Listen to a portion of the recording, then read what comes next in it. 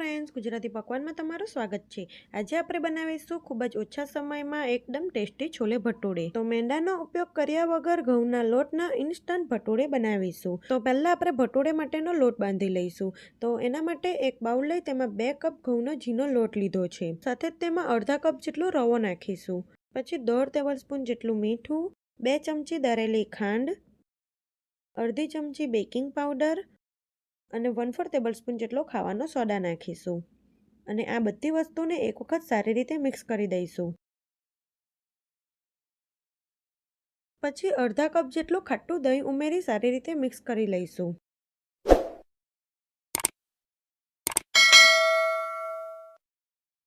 પછી થોડું કરીને પાણી નાખી આપણે પરોઠા જેવો લોટ બાંધી લઈશું। લોટ વધારે પડતો ઢીલો ના થઈ જાય તેનું ખાસ ધ્યાન રાખવાનું।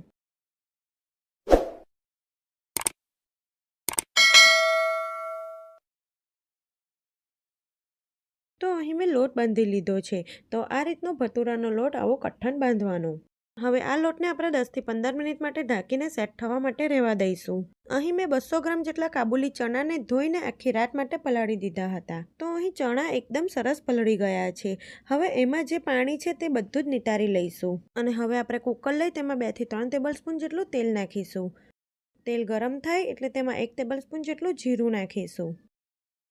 જીરું સતળાઈ જાય એટલે 7 થી 8 કળી લસણ, 2 ટુકડા આદુના નાખીશું।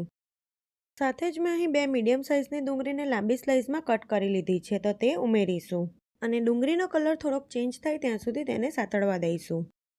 તો અહીં ડુંગળી એકદમ સરસ સતરાઈ ગઈ છે। હવે આપણે તેમાં 3 મીડિયમ સાઇઝના ટામેટાને સમારીને લીધા છે તે ઉમેરીશું। હવે ટામેટા સોફ્ટ થાય ત્યાં સુધી તેને થવા દઈશું। તો અહીં ગેસની ફ્લેમ સ્લો ટુ મીડિયમ રાખવાની એટલે ટામેટા 3 થી 4 જ મિનિટમાં સતળાઈ જશે। તો લગભગ 3 થી 4 મિનિટમાં ટામેટા એકદમ સરસ સતળાઈ ગયા છે।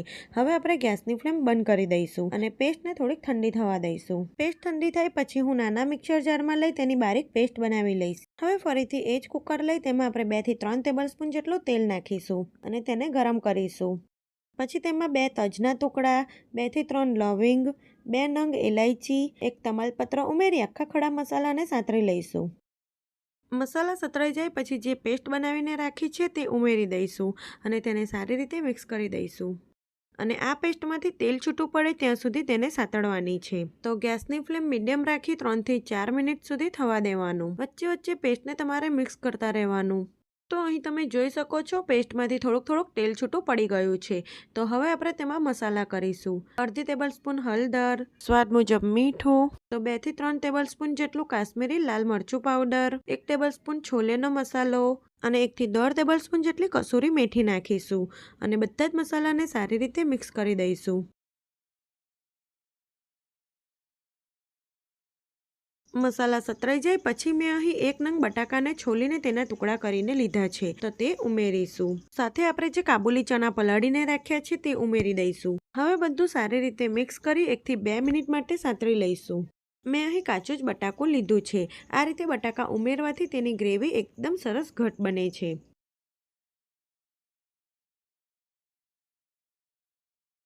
હવે જે મિક્સર જારમાં પેસ્ટ બનાવી હતી તેમાં 1 ગ્લાસ જેટલું પાણી નાખી તે છોલેમાં ઉમેરી દઈશું। હજી આપણે અડધા ગ્લાસ જેટલું પાણી ઉમેરીશું। તો અહીં મેં 1.5 ગ્લાસ જેટલું પાણી ઉમેર્યું છે। હવે આપણે બધું સારી રીતે મિક્સ કરી દઈશું। પાણીનું પ્રમાણ તમારે ગ્રેવી જેટલા પ્રમાણમાં જોઈએ એટલું ઉમેરવાનું। ગેસની ફ્લેમ સ્લો ટુ મીડિયમ રાખી કુકરનું ઢાંકણું ઢાંકી કુકરની 4 થી 5 વિસલ થવા દઈશું। ચણા બફાય છે ત્યાં સુધી આપણે જે ભટુરેનો લોટ બાંધીને રાખ્યો હતો તેને લગભગ 15 મિનિટ જેવું થઈ ગયું છે અને તમે જોઈ શકો છો આપણો લોટ એકદમ સરસ બંધાયો છે। તો લોટમાંથી આપણે એક સરખા લુવા કરી લઈશું। બહાર જે ભટુરે મળે છે તે મોટી સાઈઝના હોય છે એટલે આપણે તેના લુવા પણ મોટા બનાવવાના। હવે એક લુવો લઈ આપણે ભટુરે વણી લઈશું। તો બહાર આ રીતે લંબગોળ શેપમાં ભટુરે હોય છે તો તે રીતે વીણીશું। તમે ગોળ પણ વણી શકો છો પણ બહાર આ રીતે લંબગોળ અને મોટા ભટુરે મળતા હોય છે। સાથે જ મેં તેલને પણ ગરમ કરવા માટે મૂકી દીધું છે। તો આ રીતે ભટુરેને વણવાના, વધારે જાડા પણ નહીં અને પાતળા પણ નહીં। તેલ મીડિયમ ગરમ થાય એટલે આપણે ભટુરેને તળી લઈશું અને ભટુરે તળતી વખતે ગેસની ફ્લેમ મીડિયમ ટુ હાઈ રાખવાની। તો ભટુરે એક સાઈડથી તળાય એટલે તેને ફેરવી બીજી સાઈડથી પણ તળી લઈશું અને તમે જોઈ શકો છો ભટુરે આ રીતે ફૂલશે। અને તેની ઉપર ગોલ્ડન બ્રાઉન કલર ના થાય ત્યાં સુધી તળવાનું છે. તો અહીં બંને સાઈડથી ભટુરે એકદમ સરસ તળાઈ ગયું છે. આપણે તેને પ્લેટમાં કાઢી લઈશું.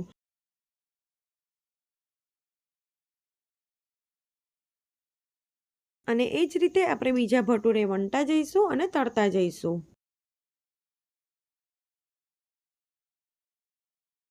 સાથે જે કાબુલી ચણા થવા માટે મૂક્યા હતા તે પણ થઈ ગયા છે. તો કુકર ઠંડુ થાય એટલે કુકરનું ઢાંકણું ખોલીને ચેક કરી લેવાના.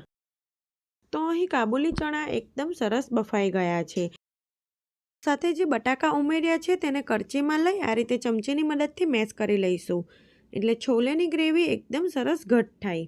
અને તમે જોઈ શકો છો આપણા છોલે એકદમ ટેસ્ટી બન્યા છે. તો ખૂબ જ ઓછા સમયમાં એકદમ ટેસ્ટી છોલે ભટુરે બનીને બિલકુલ તૈયાર છે. હવે આપણે ઉપરથી તેમાં ફ્રેશ લીલા ધાણા નાખીશું.